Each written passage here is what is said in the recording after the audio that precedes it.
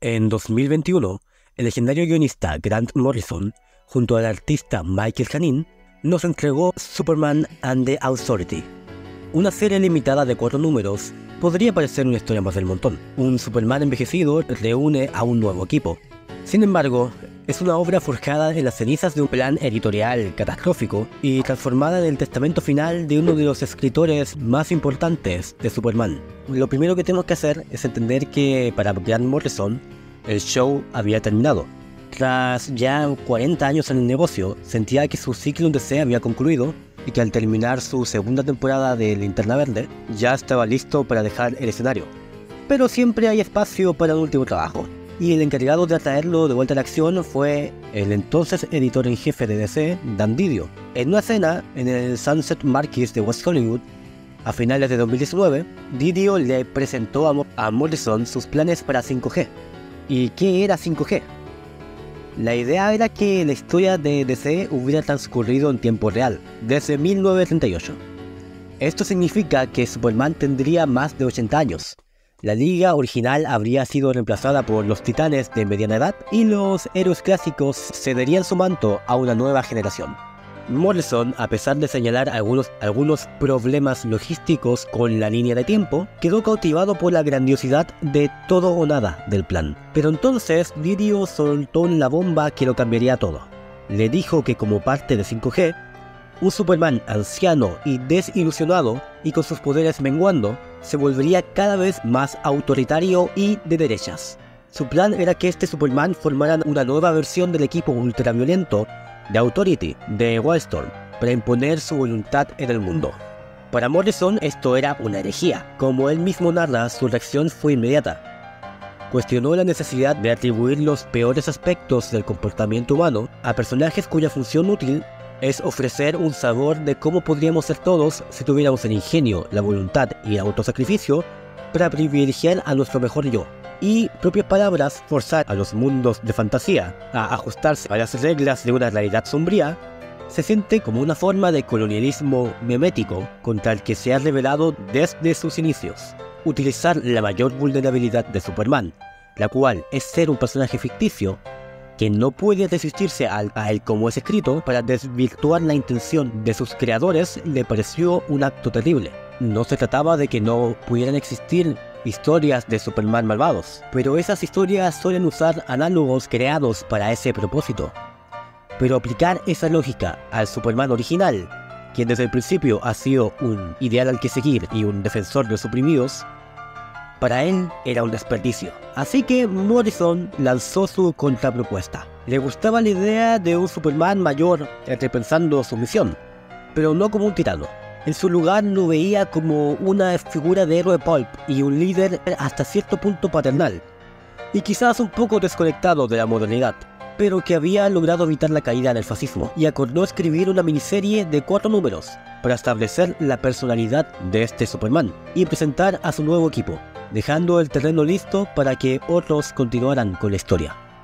La serie arranca con un flashback al pasado. Superman se reúne con el presidente Kennedy, quien le pide que use su poder para inspirar a la nación y unir a los héroes para construir un mundo mejor, siendo esto un homenaje directo a un cómic real del 64, Superman Mission for President Kennedy, cuya publicación fue solicitada por el presidente Johnson como tributo tras el asesinato de JFK. En el presente nos encontramos con una situación distinta. Un Superman debilitado, cuyos poderes están fallando.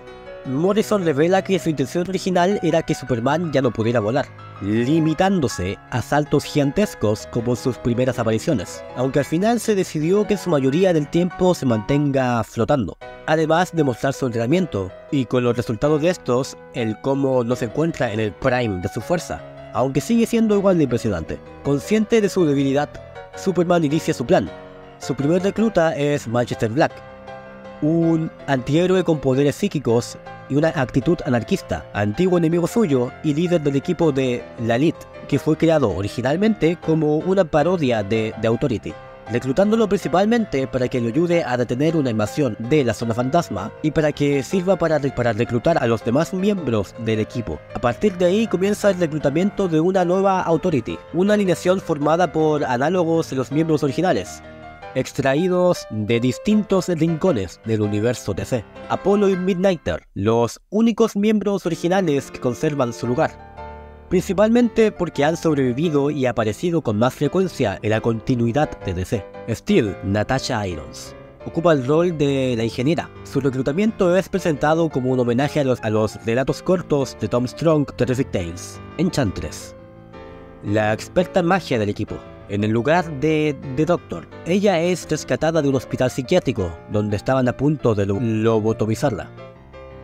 Una heroína del olvidado sello Tangent Comics, siendo la Flash de esta, que en Authority actúa como analogía de Swift. OMAC, en el lugar de King of Cities, Morrison presenta a OMAC como un protector corporativo reimaginado como un personaje trans con una fuerza a nivel de Hulk. Este equipo es atacado en Dubai por Coldcast, Flog de Lis, Cruz de Hierro y Sif, mientras Superman es atacado en la fortaleza por el Ultra Humanita en el cuerpo de Solomon Grundy. Detrás de todo se encuentra Brainiac, quien ha estado manipulando los eventos desde las sombras. Y finalmente Superman revela su verdadera misión. Su objetivo no es solo proteger la Tierra, sino liberar mundos oprimidos por toda la galaxia. Comenzando por el planeta Mundo Guerra, gobernado por el tirano Mongul, sirviendo este final como prólogo directo a la saga de Warworld de Philip Kennedy Johnson. Según las anotaciones de Morrison, el final que nunca vimos fue el siguiente. Con la cancelación de 5G, la historia tuvo que cambiar drásticamente. El villano original no era Brainiac, era de hecho un duplicado de Superman. Morrison había planeado una actualización moderna y hasta cierto punto paródica de la clásica historia del 63 de Superman rojo, Superman azul, historia que ya se había modernizado a finales de los 90. Pero la idea de Morrison no era dividir al Hombre de Acero por colores, sino por ideología, Superman izquierda versus Superman derecha. Sería una literalización de sus impulsos contradictorios, el autoritarismo contra el libertarianismo. Cada mitad comenzaría desde el centro y se volvería progresivamente más extrema. Cuando Morrison expuso esta trama al nuevo equipo editorial y a Philip Kennedy Johnson, pudo ver a Johnson retroceder visiblemente, por lo que para no comprometer la historia que Johnson estaba construyendo meticulosamente, Morrison prometió cambiar el final, eliminando a Superman dividido y sustituyéndolo por Brainiac y dejando todo listo para la invasión a Mundo Guerra que veríamos en su Warworld saga. Si All Star Superman fue una reflexión sobre la pérdida tras la muerte de su padre, esta serie es una meditación sobre su propia carrera y su legado. El Superman que lucha contra el ocaso de sus poderes, que evalúa si cumplió sus promesas y que prepara a la siguiente generación, es un reflejo del propio escritor, preparándose para su retiro de los superhéroes. Al final, el propio Morrison admite que, aunque no era su intención, la serie funcionó como una despedida más apropiada para su carrera en DC que incluso las que había planeado. Aunque claro, ahora volvió para escribir al mismísimo Chimichangas con el señor Color Noche.